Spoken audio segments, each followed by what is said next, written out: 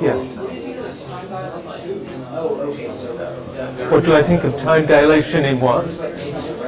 In Interstellar. The movie? I can't remember it to say anything about it. I'm going to talk exactly about it today, so we can compare it with that. Yeah. Okay, I'll get started. Today we move on from properties of light.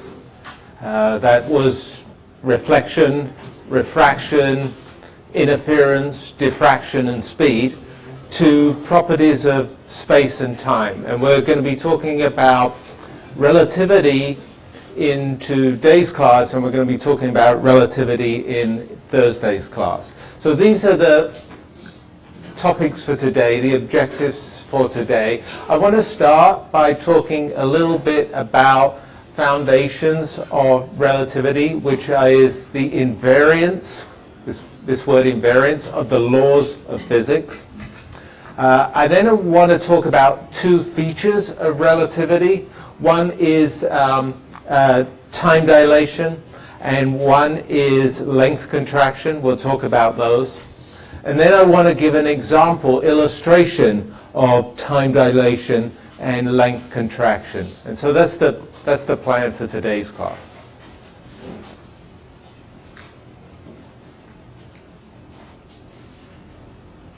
One interesting thing about relativity is that relativity is derived from just basic high school algebra.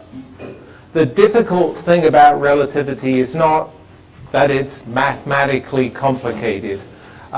The difficulty about relativity is that it's not common sense. And it's for this reason, right, that I think of relativity as the physics subject that gets kind of most often misunderstood because it's against common sense, gets most often misrepresented because it's against common sense, and also gets most mistaught because it's against common sense. So I'm going to try and do my best to not misunderstand or misrepresent or misteach relativity. But as I say, it's not a mathematically complicated topic. It's just a conceptually very strange, bizarre topic.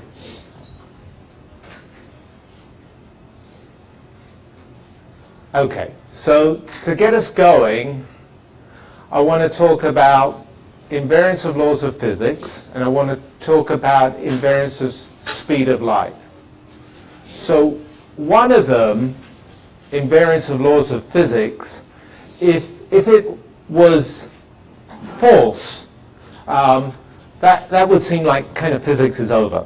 If the invariance of laws of physics means that the laws of physics are the same for everyone and the same everywhere. If the laws of physics weren't the same for everyone and the same everywhere, then kind of physics is over. We would all have our own separate laws of physics. It wouldn't make any sense anymore. So that seems that invariance of laws of physics, that must be true. Invariance of speed of light.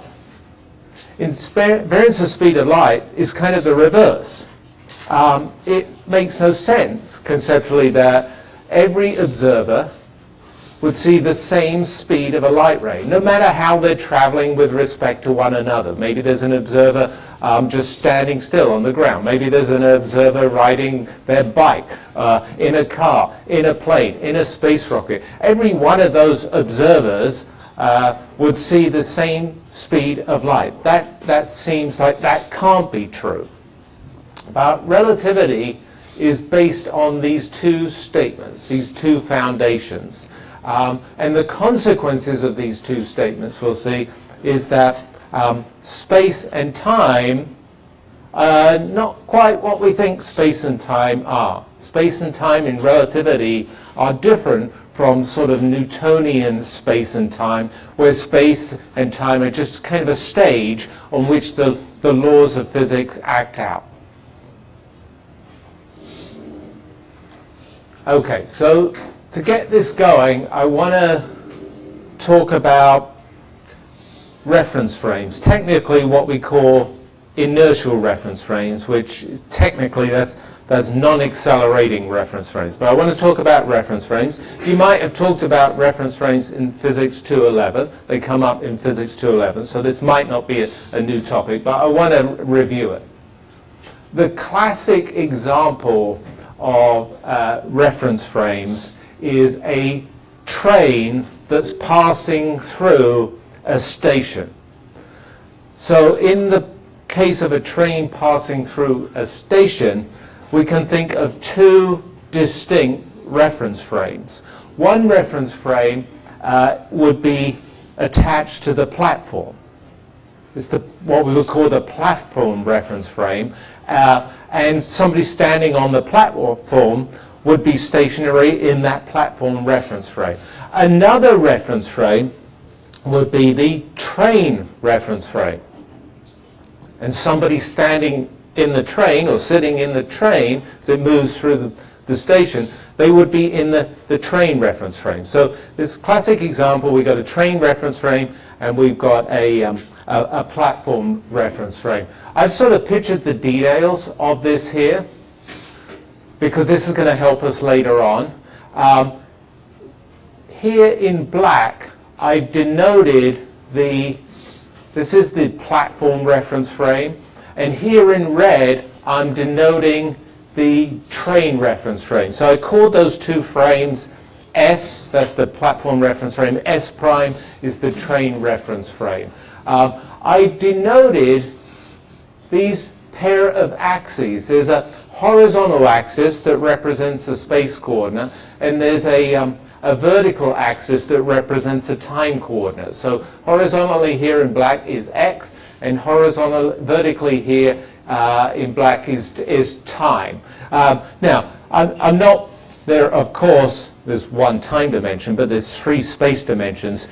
I can't draw the three space dimensions, so I'm just imagining one of the three space dimensions, this dimension X here. I'm doing the same thing in the train reference frame, the S prime reference frame. When I'm going to picture that reference frame, I'm going to sketch a horizontal axis representing the space dimension, and I'm going to picture a vertical axis representing the time dimension. So I've labeled in the S prime frame for the train, the horizontal axis is X prime, the vertical axis is T prime. Again, space is three-dimensional. There are three dimensions of space, but I can't draw that, so I'm just drawing one dimension of space. So these are two reference frames, the platform reference frame, the train reference frame, and they're moving with respect to one another. So if you're on the platform, at rest in the platform reference frame, you'll see the train reference frame moving by, say, from left to right. On the other hand, if you're sitting in the train, you're in the train, stationary in the train reference frame, you'll see the platform reference frame moving by from the right to the left. Now, both those reference frames are perfectly valid reference frames. One's not better than the other. Platform's not better than train, or train's not better than platform. They're both perfectly valid reference frames, and they both see each other moving with the same speeds in opposite directions.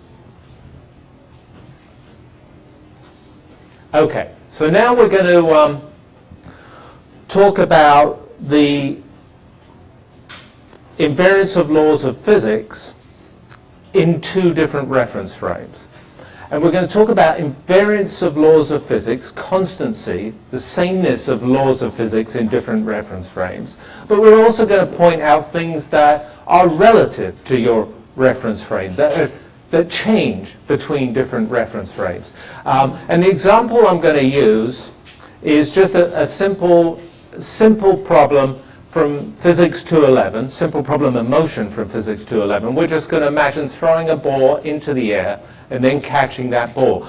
We're going to imagine that from two different reference frames. I've imagined it from a pedestrian reference frame, and I've imagined it from a truck reference frame. You know, the truck reference frame is moving with respect to the pedestrian reference frame, and vice versa. The pedestrian frame is moving with respect to the truck reference frame. And from those two different frames, we're going to look at the motion of a ball as it's thrown into the air and caught. And from those two different frames, we're going to think about what is invariant, the same, constant in the frames, what is different, relative in the two different frames. So here's a picture that's taken from the truck reference frame. So the truck is moving with respect to the road, or the pedestrian, and the pedestrian is moving with respect to the truck. But this picture is from the perspective of the truck reference frame. A ball is thrown from the bed of the truck here, vertically into the air. And that ball goes up, of course, and then it falls back down under gravity, of course. And in this reference frame, the truck reference frame, the ball would simply travel straight upwards and then straight back downwards. In that particular case, the ball's motion, the ball's movement through space and time, its trajectory through space and time is described by laws of physics. It's described by the laws of gravity and the laws of motion. And they determine how the ball, when thrown, moves up into the air and then falls back down and is caught. So it's laws of physics that are determining the motion of the ball, and those laws of physics hold in all reference frames. So this is an example of laws of physics that hold in all reference frames. Something that is relative to the reference frame, something that will be different in different reference frames, is the observed position of the ball and the observed speed of the ball, for example. In this particular case, from the truck reference frame, the ball goes just vertically straight upwards, reaches its highest point, turns around, comes straight back down. Position versus time, velocity versus time, as the ball, as it goes up, slowing down and stopping for a moment, and then comes back down, accelerating downwards, increasing speed. The position versus time and velocity versus time are relative to the reference frame. So they're relative to this truck reference frame. So they're an example of something that's relative. Here's the second reference frame that I talked about. So now this is a picture of the same situation, but it's depicted from the pedestrian reference frame. So in the last case, from the truck reference frame, the truck was stationary and the pedestrian would have been moving, say, from the right to the left. Now in this reference frame, the pedestrian reference frame, the pedestrian is stationary and the truck is moving from the left to the right. So now we can again watch the ball as it's thrown upwards into the air, reaches its highest point, elevation, and then falls back down, accelerates back down under gravity, and it's caught. The ball's motion here is described by the law of gravity and laws of motion. It's the same laws of gravity, the same law of motion that describe the motion of the ball from this particular reference frame. So the laws of physics are the same, invariant, constant between the two frames. On the other hand, the position of the ball as a function of time and the velocity of the ball as a function of time, I called them x prime and v prime rather than x and v. Those positions and velocities as the ball heads up and towards the right and then back down as it travels further towards the right, they're different. They're relative to this reference frame. So the pedestrian sees a different position versus time, sees a different velocity versus time of the ball as it travels through space and time on its trajectory. So they're an example of a relative quantity. Okay, so those are two slides from two reference frames, the truck reference frame, the pedestrian reference frame, that introduce us to the idea of invariant quantities in physics and relative quantities in physics. And the key invariant quantities here were the laws of physics. The law of gravity, the laws of motion hold in both reference frames. Both the pedestrian, both the truck driver can use those laws of physics to figure out the trajectories of the balls from their reference frames. However, the position of the ball as a function of time and the velocity of the ball as a function of time, they were example of relative quantities. They were different for the different observers. The person on the truck saw x as a function of time, saw the velocity as a function of time. That's different from the position as a function of time and the velocity as a function of time as seen by the pedestrian on the street. I got two more examples of relative quantities, invariant quantities that are drawn from the last class. In the last class we talked about measuring the speed of sound. We talked about measuring the speed of light. We talked about we could measure the presence of the atmosphere by observing the speed of sound and how it changes. We talked about trying to measure the presence of the ether by measuring the speed of light and seeing how it changes. So these are just drawn from the last lecture. So here's a picture of a measurement of the speed of sound that could detect the presence of the atmosphere. In this car here, I'm traveling towards the left, and I would measure the sound speed. In this car here, I'm traveling towards the right, and I would measure the sound speed. So now we can think of these two cars traveling left and right as two different reference frames. So there's the left traveling car over here on the left, there's the right traveling car over here on the right, and they represent two reference frames. The speed of sound is governed by the gas laws, how gas interacts. So that's a law of physics. The speed of sound is governed by the gas laws, and they hold in these two reference frames. So the car that's traveling to the left sees the same laws of physics, the same gas laws, as the car that's traveling to the right. It sees the same laws of physics. However, as we saw in last class, the car that's traveling to the left, that's approaching the sound waves that are coming from the left, sees a higher speed of the sound waves.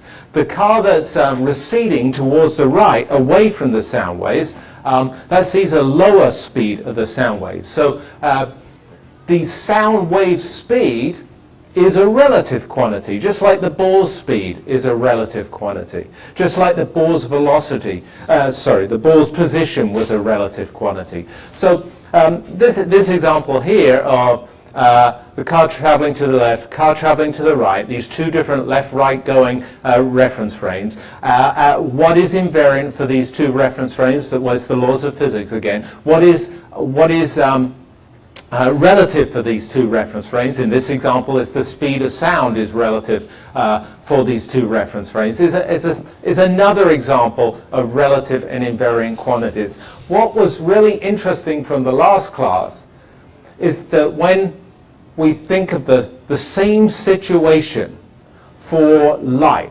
rather than sound. So we think of instead of a sound wave that's traveling from left to right, we're now going to think of a light wave that's traveling from left to right. And we think of measuring the speed of the light wave as it travels from left to right. And we think about, rather than measuring the speed of the sound wave, and we think of measuring that speed from two different reference frames. So now we've got, instead of a reference frame of the car going to the left and a reference frame of the car going to the right, now we've got a reference frame of the rocket going to the left and a rocket going to the right. Here's our rocket going to the left.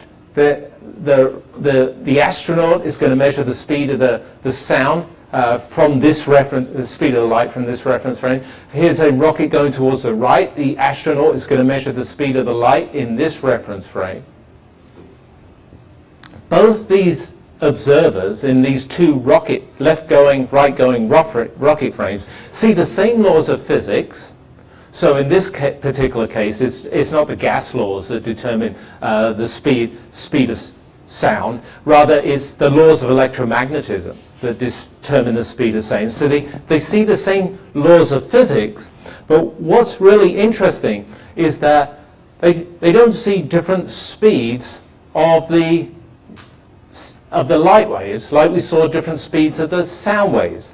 The speed of the sound waves was an example of a relative quantity for the two different observers. Here, that relative quantity for the case of speed is now actually an absolute, an invariant quantity for the case of the light. So the very strange thing here is that both observers see something, the speed of light, to be the same. This observer that's traveling towards the left sees the same speed of light exactly. This observer that's traveling to the right sees the same speed of light. In the case of measuring the sound waves, these would have been two different speeds that would be in relative quantities. In the case of throwing the ball into the air and watching the ball down, for the pedestrian reference frame and the truck reference frame, there would be different speeds and different positions of the ball. So something strange is going on here.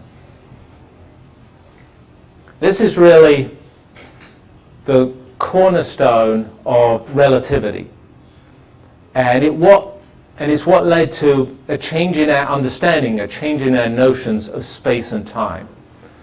We're going to have to modify our notions of space and time to understand how light, the speed of light, could be an invariant quantity rather than a relative quantity. So this kind of thought experiment is what Albert Einstein used to update, basically, our notions of space and time, how space and time work.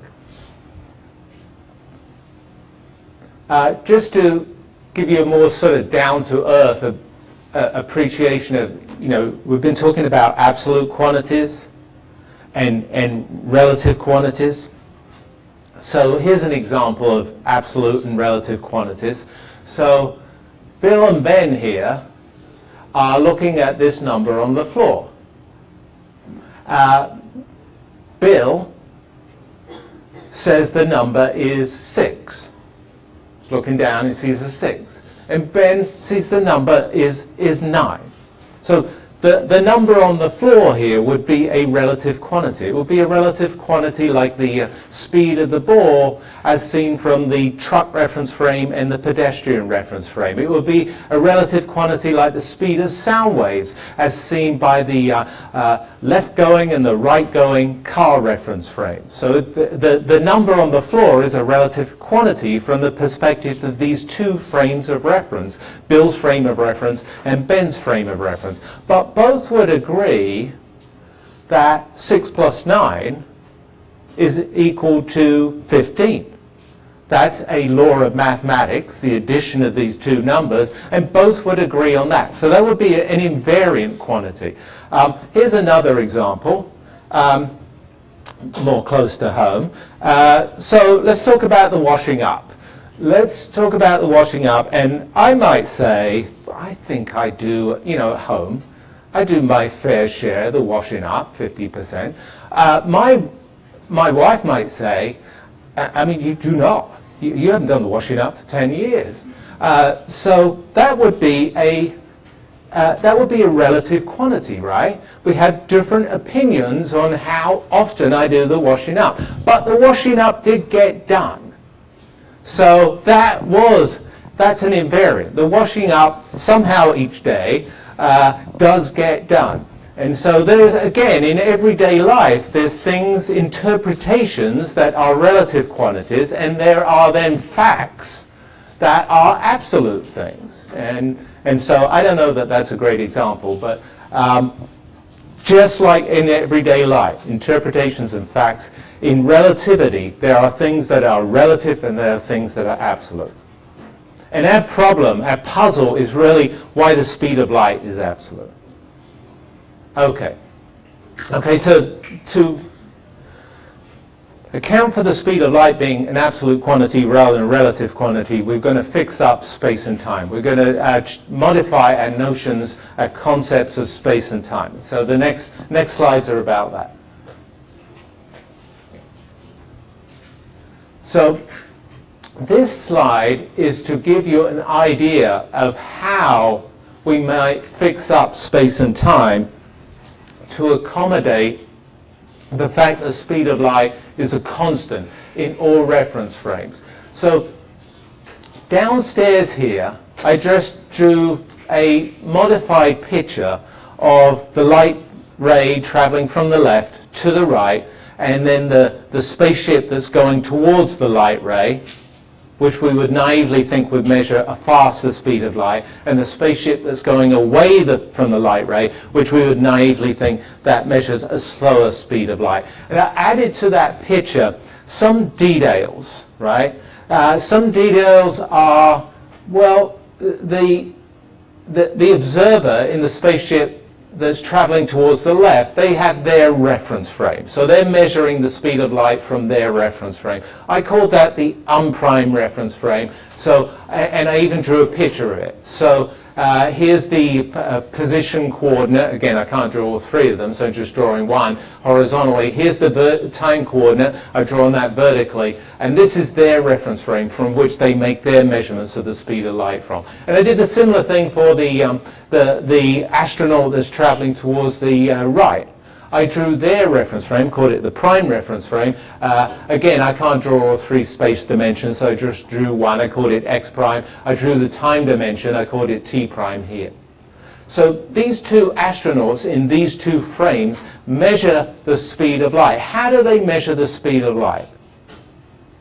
Let's think about in detail how that, because I'm just saying, we just measure the speed of light, we just measure the speed of the sound wave. Well, how do you actually measure the speed of light? How do you measure the sound wave? Here's a thought experiment about how we might measure the speed of light. Let's set up two flag posts.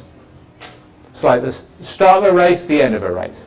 So we're going to set up these two flag posts, and event number one is kind of the location and the start time of the race. So there's an event here when the light passes the first flag, and then event number two, that's kind of the finish, the end of the race. So there's an event over here when the light beam then passes the second flag. So both these observers are going to measure the time that the light in their reference frame. They're going to measure the time the light passed the flag, for the start flag, and they're going to measure the location of the start flag. Then they're going to measure the time that the light passes the finish flag, and the location of the finish flag. They're going to make those measurements from their reference frame. So the space observer that's going towards the left is measuring from the unprimed reference frame. So they're going to measure the times and the distances from the unprimed reference frame. And the spaceship that's going to the right, that observer is going to measure from the prime reference frame. So they're going to measure the times and the distances in the prime reference frames. And from that information, so they measure these two times, they measure these two positions, they can calculate the time intervals from the differences of them, they can calculate the distance intervals from the difference of the two distances, then they're going to calculate what the speed is from the basic equation for speed is distance over time. And that's what I wrote down here. So this is really just a detailed explanation of how it is that this astronaut that's traveling towards the left is going to measure the speed of the light ray. How this astronaut on the right that's traveling towards the right is going to measure the speed of the light ray. They're going to measure the speed of the light ray by taking the distance interval that they measured the light ray to move between the two flags and divide it by the time interval. So that's delta x over delta t for the unprimed observer in the unprimed frame. That's going to be a delta x prime and a delta t prime for the primed observer in the prime reference frame. So this is a detailed explanation of how you measure the speed of the sound light waves in the two reference frames. It will be a detailed explanation of how you measure the speed of sound in two reference frames too. In order to get the same speed, in order to get exactly the same speed, in order to get an invariant, a constant speed of light, not only does the distance interval that's observed between the two flags have to be different in the two reference frames, we'll see that the time interval has to be different. Only in that way can we arrange, can we conspire, can we fix up space and time such that we get this absolute same result for the speed of light ray. So this is what Einstein figured out, is that to arrive at the same speed of a light ray in different reference frames, the rocket going to the left, rocket going to the right, or say a train going through a platform from the, we would have to change our notation, our notions of time. No longer in special relativity do we have like absolute time where everybody agrees on time intervals. In relativity we have relative time, where time intervals depend on your reference frame. And so that's the key point here.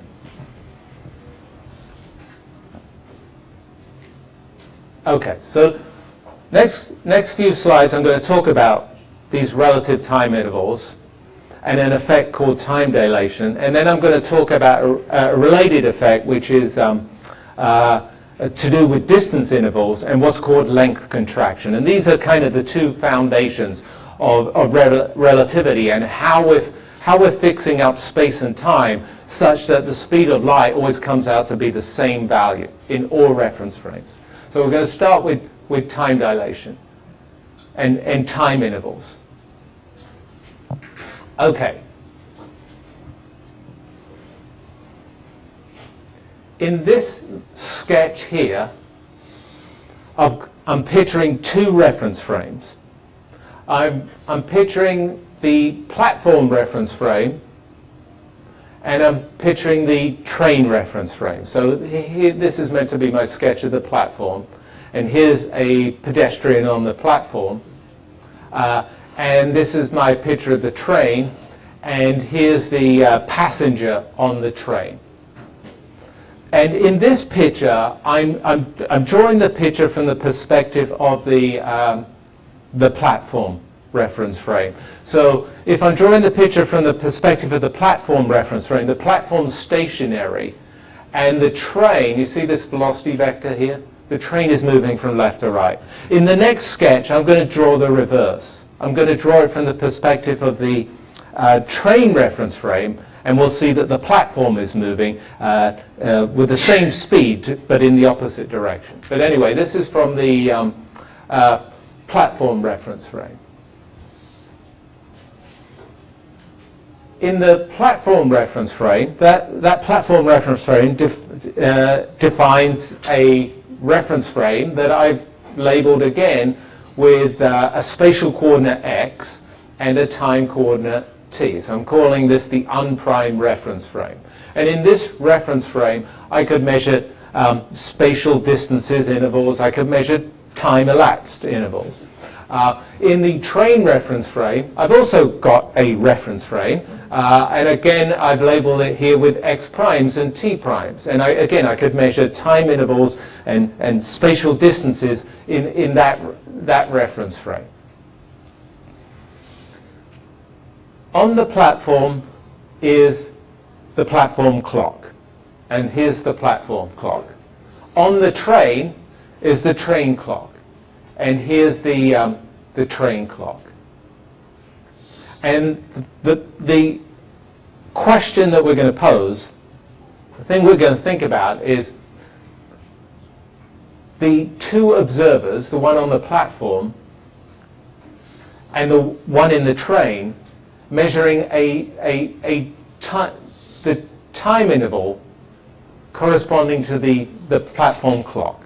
So they're both going to look at the platform clock and they're using their reference frames. So this green reference frame for the platform observer, this orange reference frame for the train reference frame, the train observer. We're going to think about them both measuring a time interval. So, in relativity, a observer that measures a time interval on a stationary clock, so this observer in green on the platform is measuring a time interval for the stationary clock. Say the time that it elapses between 1 second and the next second. That observer sees the proper time. It's what's called the proper time. So when you measure a time interval on a stationary clock with your reference frame, your x and t in this case, you will measure the proper time.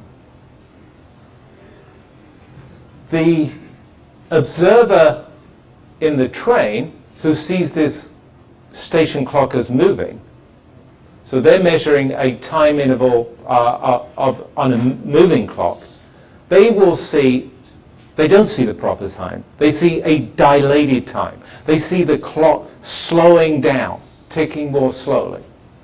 And so this observer, the orange observer here, in the primed reference frame, so using their reference frame, their x primes and their t primes, if they measure the time interval for one tick, they will see what we call a dilated time. The tick will take longer. The equation that describes the relationship between the proper time that's measured for one clock tick by the observer in green, where the station clock tick is stationary, and the orange observer measuring the same clock tick, but where the clock is now moving, because they're both looking at the station clock tick. The equation relating the two times is this one here. So think of t as the time interval measured by the green observer for measuring the stationary clock. T prime here in orange, that's the time measured by the train observer, the passenger on the train. And this is the relationship between the two times. And they're not the same. In Newtonian space and time, t prime and t, the two time intervals that the two observers would measure, would be exactly the same, would be precisely the same, because time is just a constant that everybody measures in every reference frame. But in relativity, the time interval between the two clock ticks, or time interval between any two events, like the light pass and the flagpoles, that's a relative quantity. So in relativity, these two observers in these two different frames see different times. The one that's looking at the stationary clock sees the proper time. The one that's looking at the moving clock sees a dilated time. And this is the relationship between the two. So in Newtonian space and time, t prime would be t. The orange t prime would be the green t prime, not in relativity. In relativity, t prime isn't equal to t. It's equal to this expression here. T, the time measured by the proper time, is divided by this factor here in the square root to calculate the dilated time. If you look at this factor here, it's the square root of 1 minus, then there's a factor. And the factor is v squared over c squared. The factor is a comparison of the square of the motion of the train through the platform, the relative speed of the two reference frames, divided by the square of the speed of light. So, for a real train moving through a real platform, right, this is a number that's almost 0. Because v squared over c squared. V is, tens, hundreds of meters per second. C is 300 million meters per second. So obviously v squared over c squared in any everyday practical situation, a train moving through a platform, is going to be really tiny. So in everyday regular situation, t prime and t are essentially the same. But this equation says that depending on the relative speed of the two observers, t prime is actually different from t, and this effect is called time dilation. Now this number here 1 minus v squared over c squared. It's just small. It's going to be smaller than 1. So we're dividing by a number that's smaller than 1, which makes t prime greater than t. So that's the time dilation effect. Time is stretching out. The rate at which this clock ticks, as seen by this observer in the train, who's looking at a moving clock, slows down. And the factor by which it slows down, we give it a special name. 1 over the square root of 1 minus v squared over c squared is called the Lorentz factor. Here's the symbol for it, gamma. And this is going to be greater than or equal to 1. And that's what's stretching out. That's what's dilating time. So it's not a factor in our everyday lives, but it would be a factor if we were traveling at speeds, of order of the speed of light. Then it could be a big factor. Oh. Here's the same situation, but pictured from the train reference frame. So in this picture here, I've got the, again, I've got the train and I've got the platform. Again, I've labeled their reference frames as the unprimed reference frame in green, the prime reference frame in orange. But this time, I'm picturing, I'm making the sketch from the train reference frame perspective. So the train is stationary here. And the platform is moving here. So platform is moving from the right to left. The other change I made is instead of both observers, the green observer and the orange observer looking at the stationary clock, and the platform observer saying it's stationary, I measure the proper time. The orange observer, the train observer, saying it's moving, I measure a dilated time. I've reversed the situation. Now they're both looking at the train clock. When they both look at the train clock, then the train observer, the passenger, sees the train clock stationary. The train observer will measure the proper time for their clock. So they're going to measure the proper time for their clock. The platform observer, who sees that train clock moving from the right to the left, they're going to see a dilated time. So you're going to see the same effect because they're measuring the time of one tick, say, from their reference frame, their x and t of the train clock.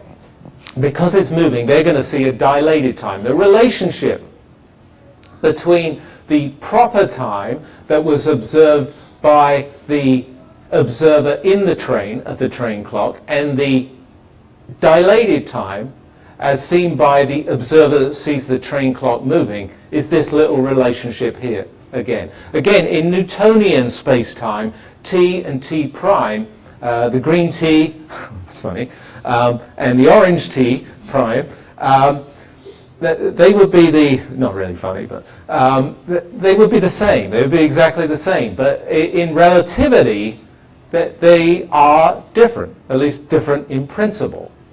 And the difference depends on the motion of this clock with respect to this observer, motion of the train with respect to the platform, or vice versa. It depends on this factor again, the Lorentz factor.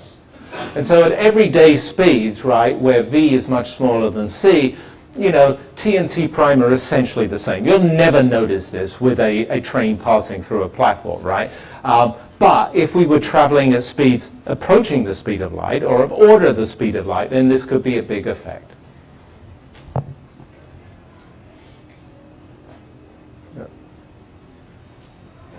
This is a sketch of how big the effect is. So on the horizontal axis here is the comparison of the relative speed of the two reference frames. So remember, v is the speed of the train with respect to the platform, vice versa. C is the speed of light. It's that universal, absolute, constant speed of light. So we're just comparing the ratio. We're going from 0. We live down here at 0, essentially. Right? If we're at 10 meters per second, or 1 meter per second, 100 meters per second, we're down here at 0. To the maximum, here's the speed of light. So that's the horizontal axis. This is the full spectrum of speeds, from everyday life on the far left to, fast-moving subatomic particles and accelerators over on the far right, that whole spectrum. And what are we plotting vertically? We're plotting the ratio of the dilated time to the proper time, the effect, this relativistic effect. And that ratio of the two times is that Lorentz factor that we called gamma. We gave the symbol gamma. And the red line is that factor. Look, if you're living down here, the proper time and the dilated time is essentially the same. We're never going to see this effect with trains going through platforms or planes going through above the surface of the Earth. But we live in a world where the dilated time and the proper time are essentially exactly the same. But if we lived in a world where we could go fast in terms of getting as fast as the speed of light, this becomes a huge effect. Look, if you can travel at 90% of the speed of light, then the dilated time is more than 2 times slower than the proper time. If you could travel at 99% of the speed of light, the dilated time is 10 times slower than the speed of the proper time. So at high speeds, then these effects of relativity are huge.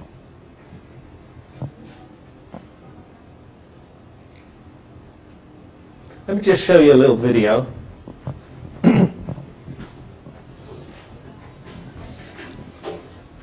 Of time dilation, proper times and dilated times.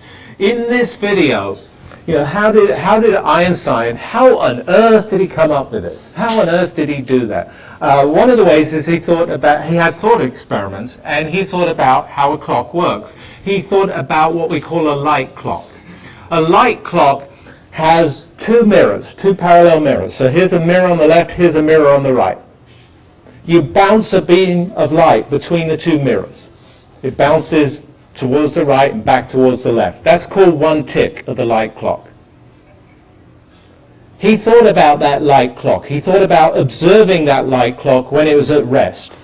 So just count the time interval in your reference frame with these ticks, left and right and left and right. Then he thought about that light clock as it moved through your reference frame and the length of a tick as the light bounces left, right, left, right. Since the speed of light has to remain the same, this is the key feature, since the speed of light is constant, since the speed of light is universal, that light ray that bounces backwards and forwards for the stationary clock, that light ray that bounces backwards and forwards for the moving clock, is always traveling at the same speed. And so in this video, you're going to see a moving clock, you're going to see a stationary clock. We'll start with the stationary, we'll go to the moving. And I think you'll be able to see why time must slow down when you measure a time interval on the moving clock.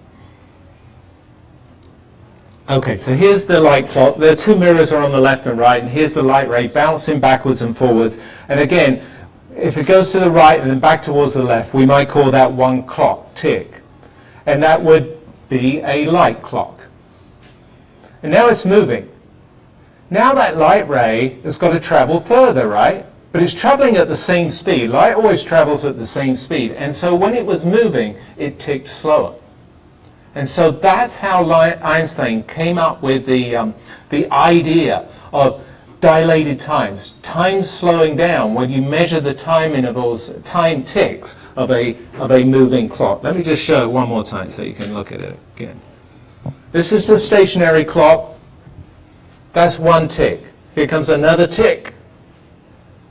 That's that second tick over with. A third tick. That's the third tick over with. Oh, we've got a fourth one. And now we're moving. These ticks are slower. Take a look at this video offline. Measure the length of these ticks. They're slower. The clock, now it's moving, is ticking slower. Time dilates for the clock that's moving. Okay.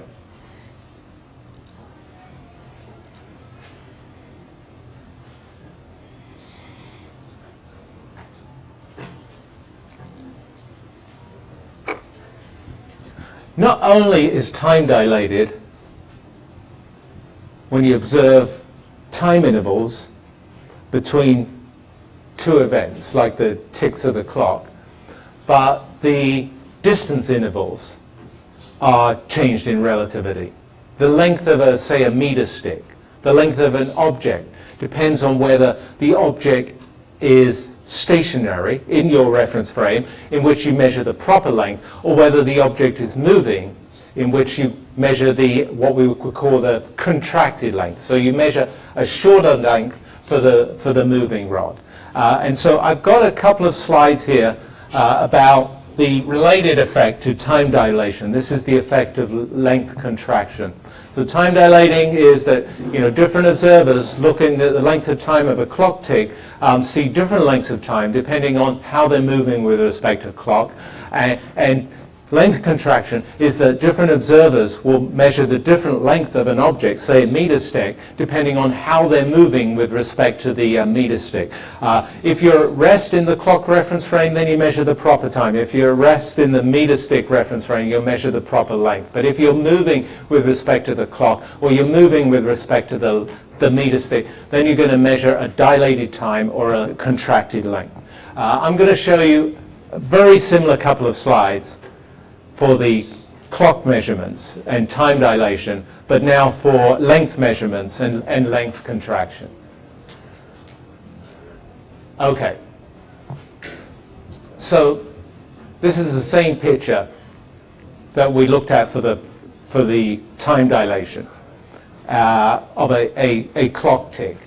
We got the platform reference frame, we got the train reference frame, we got the train moving through the platform. So this is from the perspective of the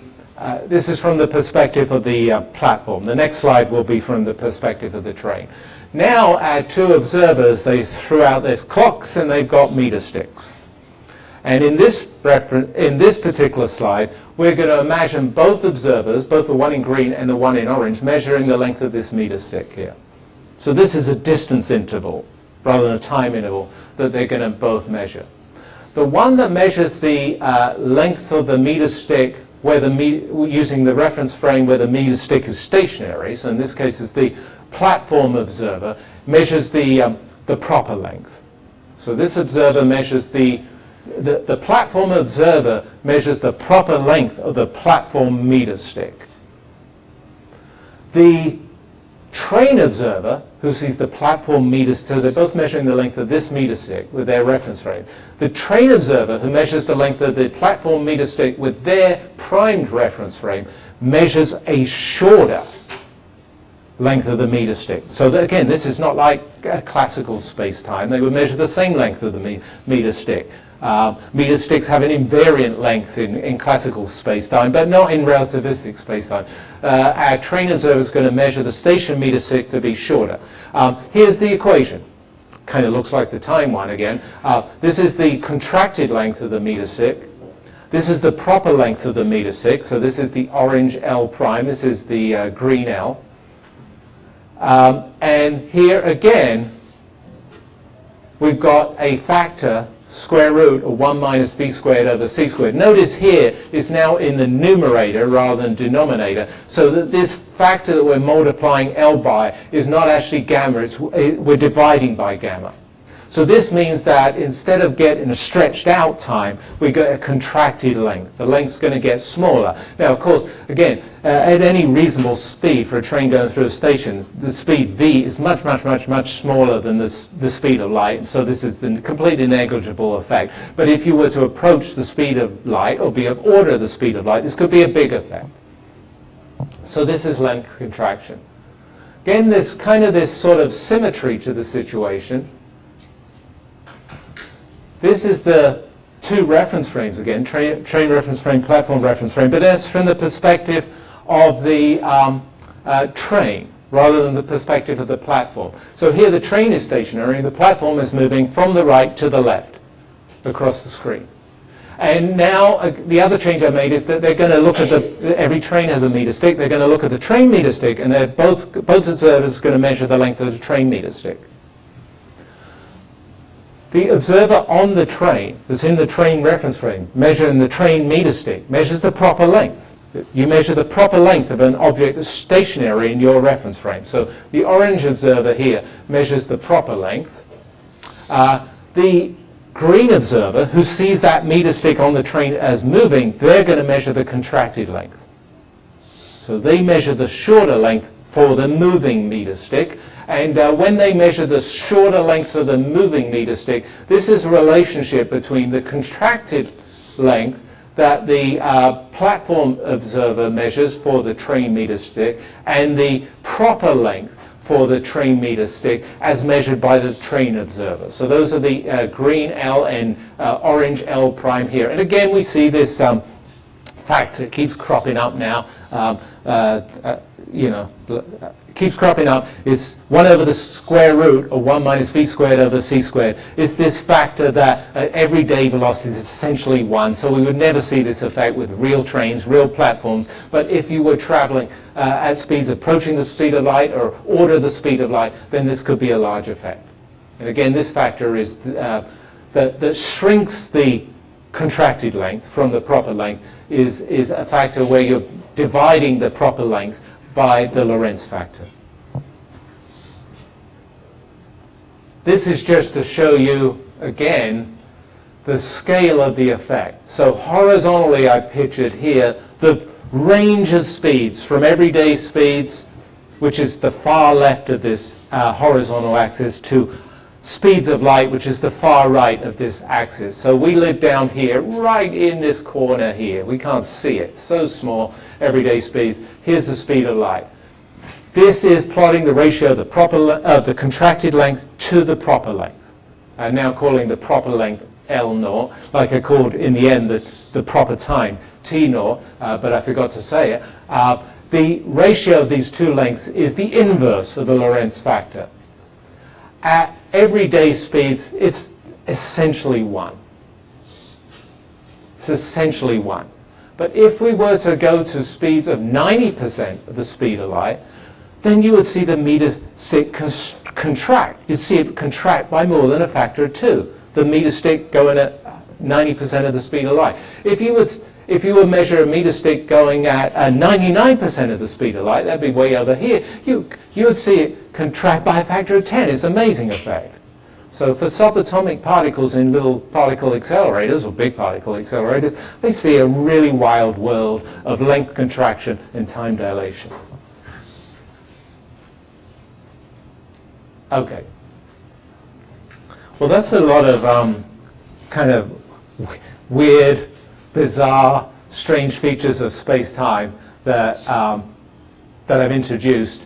I want to look at, in the last 15 minutes or so, I want to look at an example problem that involves both the effect of time dilation and the effect of length contraction. So I feel after those slides you've got to kind of take a deep breath. We're now in this world where different observers in different reference frames don't measure the same time interval between two events. That's a very strange world. If they measure a time interval, say on a clock, that's in their reference frame, then they measure the proper time. But if they're moving with respect to that time interval, that clock tick, then they're going to see that the clock ticks slower. And likewise, if they measure the length of a meter stick, and the meter stick is in their reference frame, they measure the proper length of the meter stick. But if they're measuring the length of a moving meter stick, as it travels left or right or wherever, then they're going to measure a contracted length for the meter stick. That's a really, really, really weird feature of space and time, relativistic space and time. As I say, we don't notice it in our everyday lives because our everyday speeds are much smaller than the speed of light. Okay, what's this problem? Good luck with this one. That's talking to myself. An astronaut travels 4.2 light years from Earth to Alpha Centauri at a speed of 95% of the speed of light. What we got to do is figure out the time measured by the astronaut and measured by the astronaut's spouse for the trip. Okay, so my spouse is the astronaut. She went off to Alpha, fed up with me. She went off to Alpha Centauri. I stayed at home to look after the cat. how long did she measure the trip? How long did I measure the trip? Find the distance measured by the astronaut in her rocket and the spouse in their home for the trip. How far did she think it was from Earth to Alpha Centauri? How far did I think it's from Earth to Alpha Centauri? So those two questions. So very basic questions, but now we've got this strange, bizarre, relativistic space-time to deal with. Alpha Centauri, so you know, it's actually a group of a few stars, I think, but it's the closest star to us, basically. And 4.2 light years, I'm going to explain that. That's the distance to the closest star. Okay, so this is just a prerequisite. I wanted to introduce the idea of light years. What's a light year? A light year is the distance traveled by light in 1 year.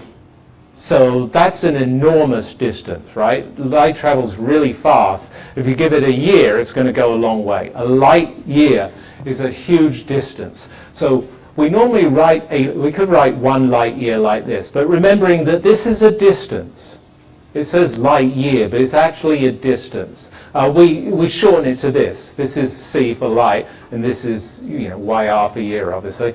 So this is 1 light year, how we might write it. And if we wanted to know that distance, remember it's a distance. If we wanted to know that in meters, we would multiply the speed of light, that's the c here, by the number of seconds, say, in a year. The number of seconds in a year is this number here, if you figure it out. It's like, 365 times 24 times 60 times 60 actually comes out to be pi times 10 to the 7.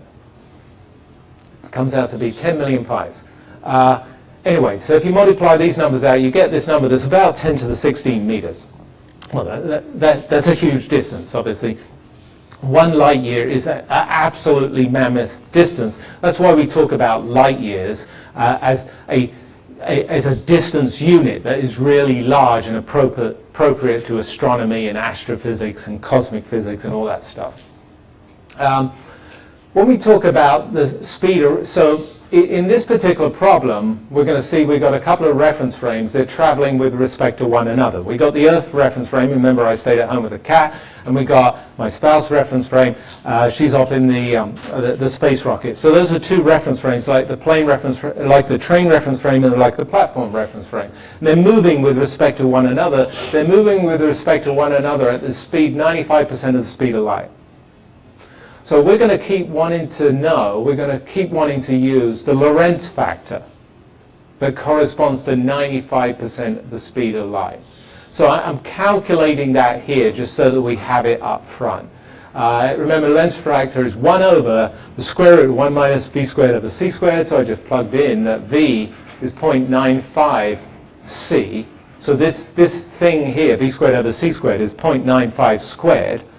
And if you calculate this out, it comes out to be 3.2. This is a case where relativistic effects, like time dilation, like length contraction, are going to be big now, because we've got a Lorentz factor that is not essentially 1, right, like a train going through a platform.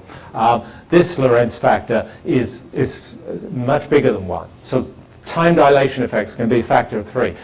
Length contraction effects are going to be a factor of 3. Relativity is a big issue here. Just to give you another idea, when I think about how, because of the solar eclipse yesterday, how far away is the moon? How far away is the sun? Well, you can think about in meters, right? And the textbook tell you meters, but actually a handier way, I think, of thinking about the distance to the moon and the sun is like these units. So, well, not light years, but light minutes. That's the distance light will travel in a minute, and light seconds. That's the distance light travels in a second. So the moon is 1 light second away, roughly. It takes light 1 second to get from the moon to Earth, just roughly. The sun is 8 light minutes away. takes light 8 minutes to get from the sun to us. So even for our regular old solar system with the moon and the sun, you know, light minutes, light seconds, light years are kind of handy numbers. Much easier. I always remember that the sun is 8 minutes away. I would never know how many meters away it is. Okay, that was getting off the point, I think. Okay, I wanted to. Oh, that's weird. I want to make a few points about this. Actually, let's do it with this one. I want to make a few points about this problem before we actually get on and solve it. These points are made here. So this is kind of a busy slide. I've written down all of the points that I want to make. Again, we're thinking about a problem where there's an event where the spacecraft departs from Earth. There's an event where the spacecraft arrives in Alpha Centauri. There's the spacecraft traveling at 95% of the speed of light. And we're going to be thinking about it from the perspective of the spouse and the astronaut. So first point, there are two reference frames in this problem. There is the Earth reference frame with the spouse, and there is the rocket reference frame with the astronaut. They are traveling with respect to one another. One is traveling at so the astronaut is traveling at 95% of the speed of light with respect to the spouse. Spouse is traveling at 95% of the speed of light with respect to the astronaut. Just like the plane and the train and the platform. They're both traveling with respect to each other. Here are the V's and here are the Lorentz factors for those two relative motions. So there are two frames, that's important. I want to comment on times. So who measures the proper time for the trip? Does the astronaut measure the proper time for the trip? Or does the, here's the other one, me, the spouse, measure the proper time for the trip? The astronaut measures the proper time for the trip. So the astronaut measures the proper time for the trip because from their perspective, from their reference frame, you know, they're standing in the space rocket at the origin of their reference frame. So they leave, and when they arrive, they're still at that same location. So the location of the event where they left Earth and the location when they arrived at Alpha Centauri are the same locations in the rocket ship reference frame.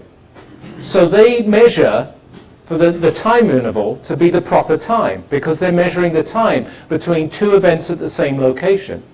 The observer on Earth, the spouse on Earth, will measure the dilated time because for the spouse on Earth, the location of the departure event, which was from Earth, and the location of the arrival event, which is over on Alpha Centauri, those are two different positions in the Earth reference frame.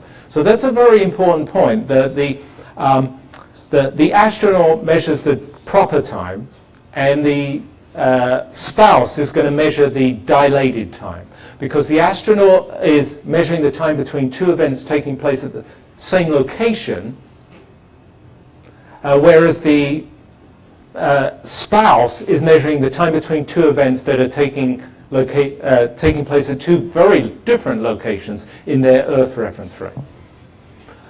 Same sort of comment about the contracted and proper length. The spouse measures so it's me. Spouse measured the proper length. So the proper length is measured where kind of the meter stick is at rest. Well, look, I'm in the Earth reference frame. Over here's Alpha Centauri. They're at rest. Those two things are at rest in my reference frame. They are moving with respect to the rocket ship reference frame, the astronaut reference frame. So I'm going to measure the proper length as the Earth observer between the Earth and Alpha Centauri.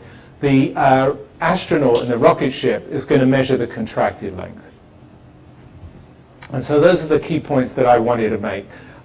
Look, I made another point down here that finally all the observers are going to agree on the laws of physics. We all agree on the laws of physics. They're always the same in all reference frames. That's a foundation of special relativity. The only law of physics I need here, actually, to solve this problem is that the velocity of an object, say the rocket or the Earth, is the distance traveled by the object divided by the elapsed time.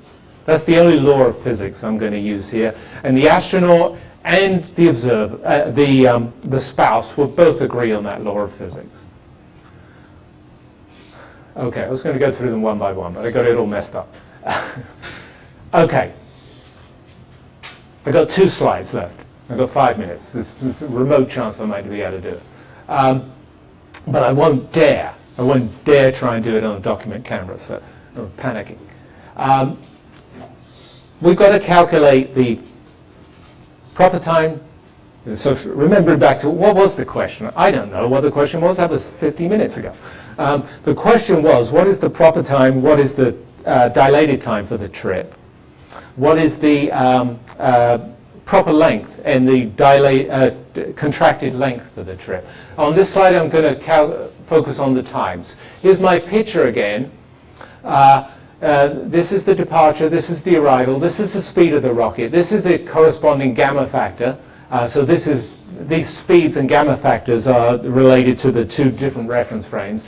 And here's the key here. The key is that we argue that the proper length, the proper distance is measured by the spouse, because it's the spouse that's at rest in the Earth, sees Alpha Centauri at rest. The astronaut is seeing the Earth and Alpha Centauri moving. So I, as the spouse, are going to measure the proper length. And we were told that distance from Earth to Alpha Centauri in the problem. It was 4.2 light years. So this is the information I'm going to work with. In the spouse reference frame, the key thing here is, in the spouse reference frame, I'm going to measure the dilated time, though.